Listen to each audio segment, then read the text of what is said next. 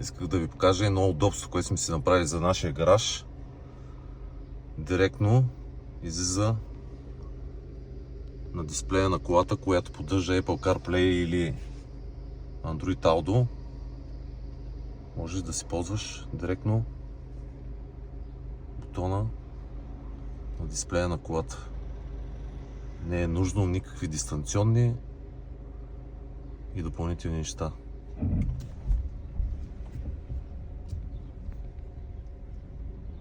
Ето, след като си я вкараш, в нашия случай нямаме друг изход и я затварям с Siri.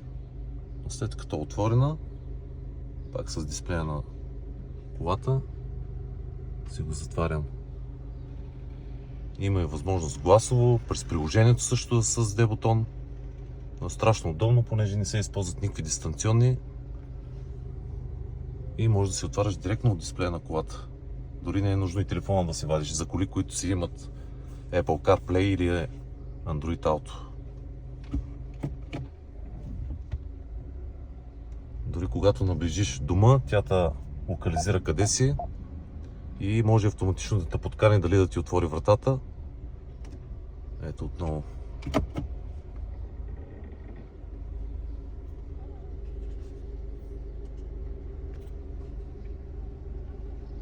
Тук да се отваря.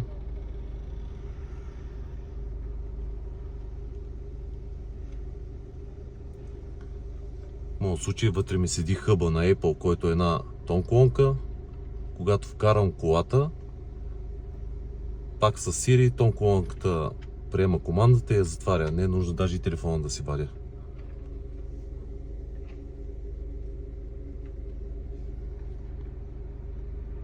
И има много сценарии, които в Apple Home могат да се създадат.